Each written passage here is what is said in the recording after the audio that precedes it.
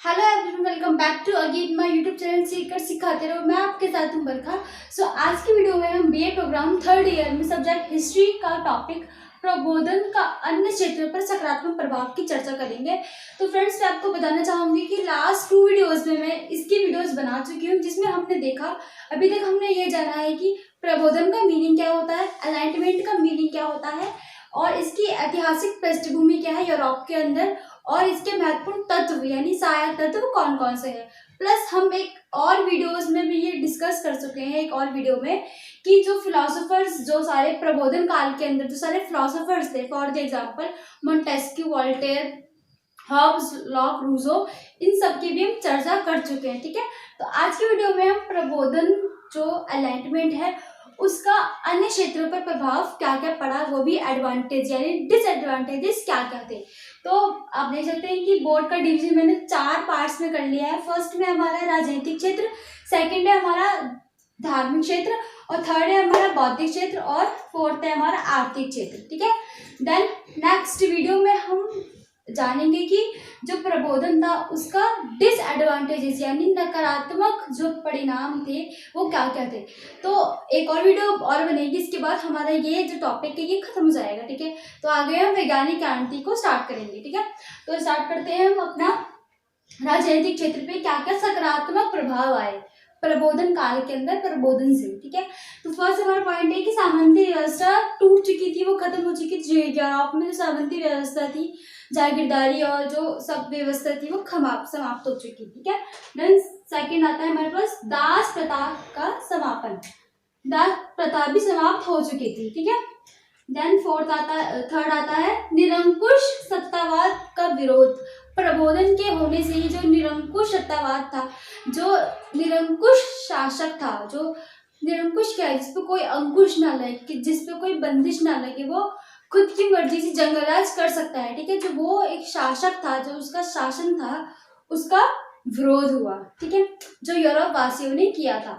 उसके बाद आते हैं अभिव्यक्ति की स्वतंत्रता प्राप्त हो गई थी, क्योंकि इस टाइम क्या होता है कि लोग बोलते नहीं थे, सब कुछ सहते रहते थे, बट कुछ लोग बोलते नहीं थे, मतलब कुछ नहीं, बहुत सारे लोग कुछ नहीं बोलते थे। ठीक है, देन जो अभिव्यक्ति की स्वतंत्रता थी वो प्राप्त हो गई थी।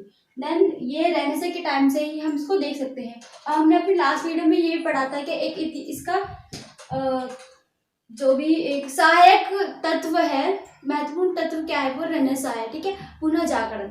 उसके बाद हम बात करेंगे दैवीय अधिकारों को नकारा गया।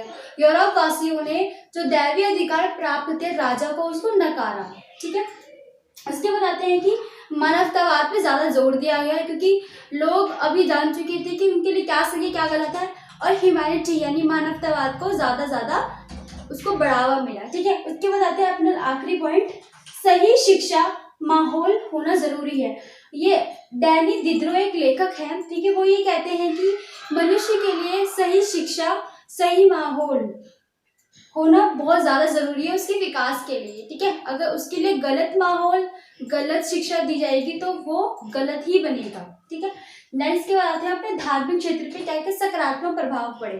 तो हमारा फर्स्ट है कि दैवीय शक्ति को नकारा गया। ये हम सब जानते हैं कि जो चर्च क्या कहता था कि आप लोग, हमने जो भी चर्च के अकॉर्डिंग ईसा मसीह ने हमको भेजा है एंड ऑल की, हम इसलिए आप हमको कर दीजिए, इसको कर भी दीजिए, उसको कर भी दीजिए, बहुत सारे कर लगाए थे चर्च ने। तो उस चीज को यूरोप वासियों ने नकारा। ठीक है, देन इसके बाद है पारंपरिक ईसाई धर्म को उसका विरोध किया। ठीक है, उसके बाद है शैतान, चमत्कार, फरिश्ता आदि एक काल्पनिक है। उसके अकॉर्डिंग अगर साइंस की अगर हम बात की, अगर इसके बाद हम वैज्ञानिक क्रांति पढ़ेंगे, तो वैज्ञानिक क्रांति में क्या है कि वो लोग फैक्ट पे ज्यादा जोर देते हैं। ठीक है, जो भी फैक्ट यानी तथ्य क्या है, और जो चमत्कार है, जो जादू है, वो एक तथ्य नहीं है।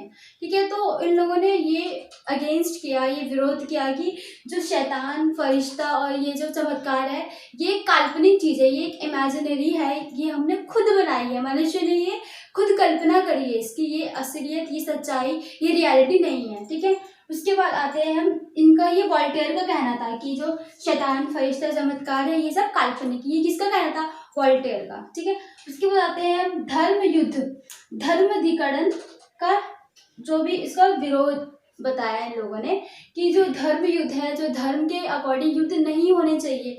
धर्म एक बहुत बहुत अच्छा शब्द है, बहुत अच्छी चीज़ है, और उसके ही अकॉर्डिंग आप लोग उसको गलत तरीके से प्रेजेंट कर रहे हो लोगों के सामने, और आप लोगों को कह रहे हो कि वो आपकी बात माने, तो ये गलत है, जिससे धर्म युद्ध आगे हुआ और धर्म सुधार भी युद्ध हुआ। ठीक है, तो इनके अकॉर्डिंग ये बताया गया।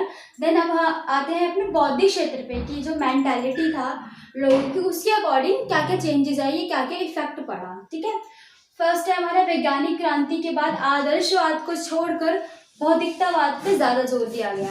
आदर्शवाद क्या कहता है कि जो तरीके से आदर्शवाद मेनली ये कहते हैं कि हाँ आप बड़ों का सम्मान कीजिए, ये बात बहुत अच्छी बात है कि आप रिस्पेक्ट कीजिए महिलाओं की, अपने से बड़ों का आदर कीजिए, सम्मान कीजिए, ये ठीक है। बट चर्च ने उसको गलत तरीके से प्रेजेंट किया। ठीक है, चर्च ये कह जाता है कि सिर्फ मैं ही हूँ, यानी सिर्फ और सिर्फ जो पॉप और पादरी वर्ग थे उनका ही सम्मान कीजिए। ठीक है, तो ये तो गलत है ना।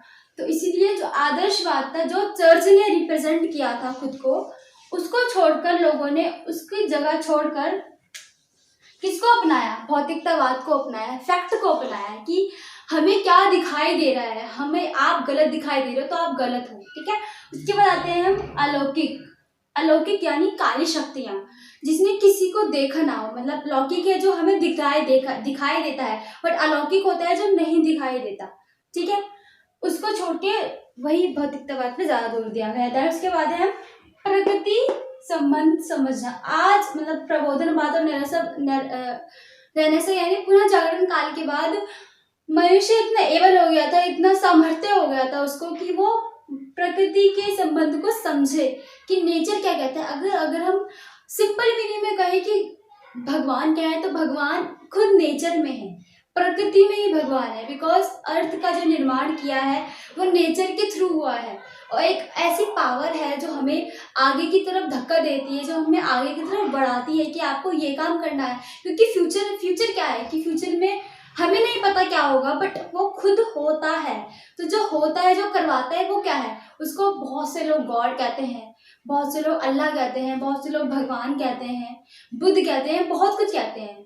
तो बेसिकली ये एक प्रकृति है, ये एक नेचर है। ठीक है, हमारा जन्म होना भी एक नेचर है ना, वो भी एक नेचर के अकॉर्डिंग है। तो मनुष्य ने इतने एबल समझा कि प्रकृति के संबंध को जाना कि प्रकृति क्या है। उसके बाद है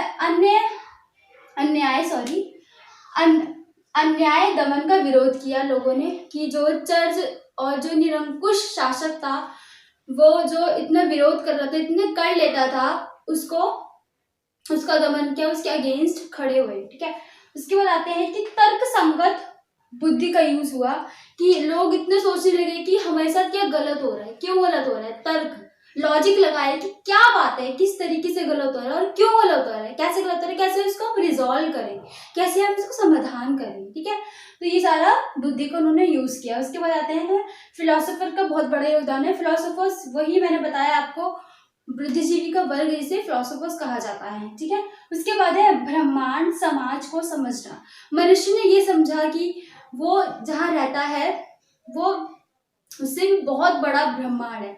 अर्थ तो सिर्फ उसका ब्रह्मांड का एक पार्ट है, पर ब्रह्मांड में इतने सारे जो लॉट ऑफ ग्रह आ जाते हैं, और जो सूर्य ग्रह आ जाता है, तो उसके अकॉर्डिंग ये सब साइंस ने उनको बताया कि पृथ्वी गोल है और ये लोग इसके चक्कर लगाते हैं। पृथ्वी चक्कर लगाती है सूरज के। ठीक है, पहले क्या था, पहले ये सोचते थे कि सूरज पृथ्वी के चक्कर लगाता है। ऐसे ऐसे जो धारणाएं थी, जो मिथ था, जो गलत था, वो हम आगे वैज्ञानिक क्रांति जो हम स्टडी करेंगे ना उसमें जानेंगे। ठीक है, उसके बाद आते हैं तथ्य घटनाओं पर ज्यादा विश्वास दिया गया, कि घटना हुई है, जो भी घटना हुई है, कुछ भी हुआ है, तथ्य हुआ है, उस पर ज्यादा जोर देना चाहिए, ना कि जो काल्पनिक चीजें हैं हमें उसको नकारना चाहिए। ठीक है, उसके बाद आते हैं जो भी इंसिडेंस हुआ है, घटना यानी इंसिडेंस जो भी हुआ है, उसमें ज्यादा हमें ध्यान देना चाहिए। उसके बाद आते हैं अपने आर्थिक क्षेत्र में। तो आर्थिक क्षेत्र में भी 2 पॉइंट आ जाते हैं कि प्रबोधन से आर्थिक क्षेत्र पे क्या क्या इफेक्ट पड़ा।